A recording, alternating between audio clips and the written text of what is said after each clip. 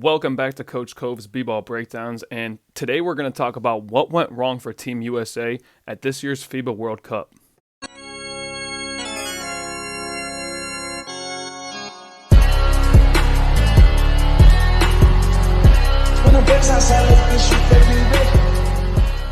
After losing to Germany in the semifinal, the U.S. men's national team was ready to take on Canada in the bronze medal game. And this was an absolutely star-studded matchup, including Shai Gilgeous-Alexander. The Canadians started NBA players at all 5 positions. They rolled with Lou Dort, Dillon Brooks, RJ Barrett, and Dallas's big man Dwight Powell as their starting 5. They also brought Kelly Olynyk and current Minnesota Timberwolf Nickeil Alexander-Walker off the bench.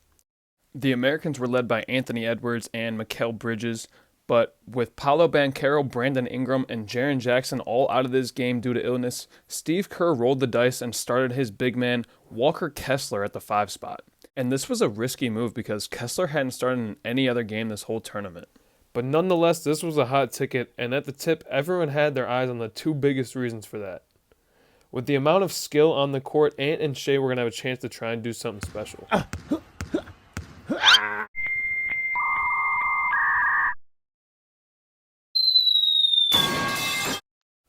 Those two both had huge games, but what nobody expected was for Dillon Brooks to show up and drop 39. By the end of the game, Dillon was 7 for 8 from deep, and he had MVP chance raining down on him from the free throw line. Ejected.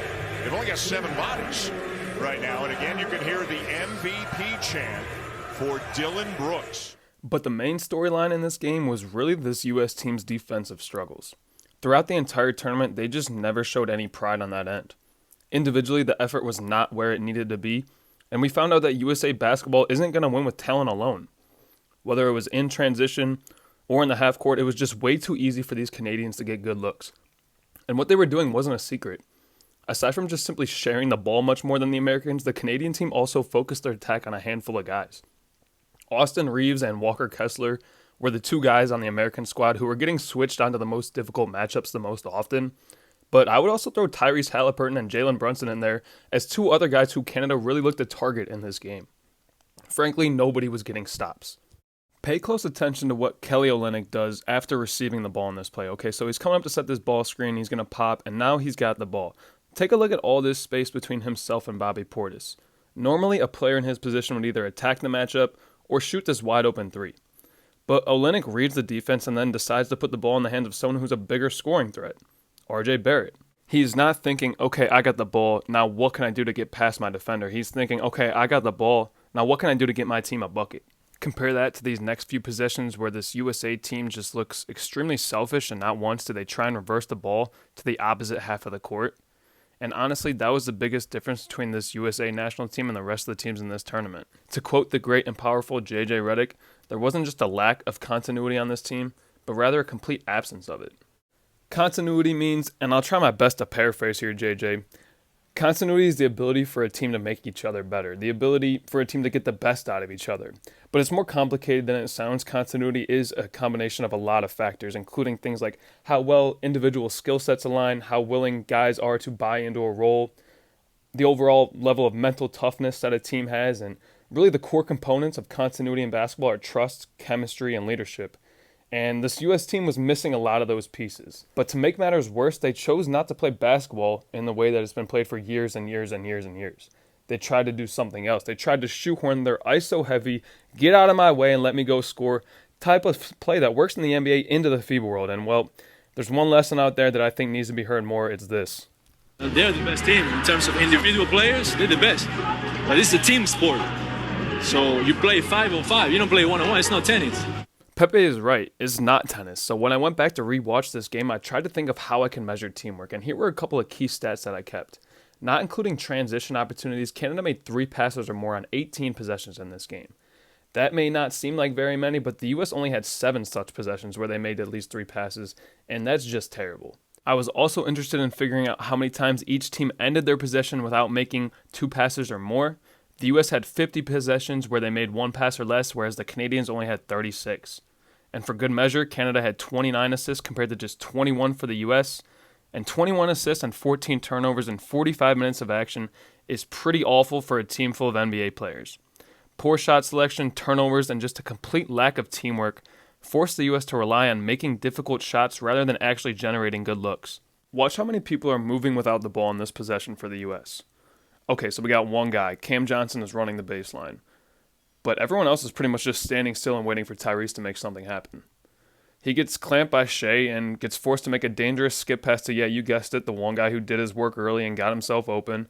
But it's a contested pass and Cam has to go get it, which means he can't attack RJ right away in this closeout. And although we're moving the ball, the defense is pretty much dictating where it goes. Our spacing up top is horrible, and it's just not a good-looking possession. But you really had to watch this game to fully understand what I'm saying, because although it went into overtime, this game should have never been that close. If you haven't seen this play yet, Mikal Bridges hit an absolutely ridiculous 4-point play to tie this game at the end of regulation. With just a couple of ticks left, he hit one of the most insane shots of all time over Dylan Brooks' outstretched arm, but even that wasn't enough to get them this win.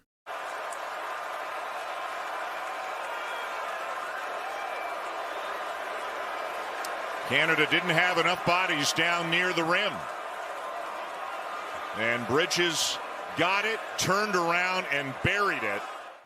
On the court, what you saw is exactly what you'd expect from a team full of guys who are all ball-dominant scoring threats and who, I want to be very clear, get paid to do that at an absolutely all-time elite level, but don't always do much else to help your team win while they're out there. I heard this great quote, and I use it in real life when I'm coaching all the time. I think it's from UConn women's head coach Gino Auriemma. He said, you can name any great player, and the most that they can have possession of that ball is 10 to 15% of their time on the court. That's on the high end. 10 to 15% of the time for an NBA superstar. That means a guy can play 30 minutes, and maybe he touches the ball for 3.5. Obviously, that figure is much different for different players, but the point is that there are a lot of other ways to fill that 90% of the time, and a lot of other ways that you can help winning during that 90% of the time. Nearly this entire U.S. roster, from Brunson to Bridges to Edwards, were guys who can do a lot to help winning when they have the ball. But the trade-off is that they may do a little less in other areas, or that they need the ball so much that it dictates the way the game is played and disrupts the flow of an offense. Either way, the cumulative effect was ultimately 4th place and no trophy.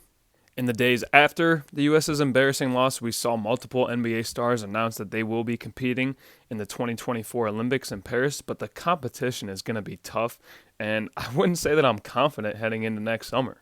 As always, thank you guys for watching. If you liked the video, make sure you share it with a friend, have a conversation with them about it, leave a comment for me. I'd love to hear what you guys are thinking. And as always, please subscribe to the YouTube channel as well. I'm trying to get monetized on here. All right, that does it for me. Until next time. Take care. Peace.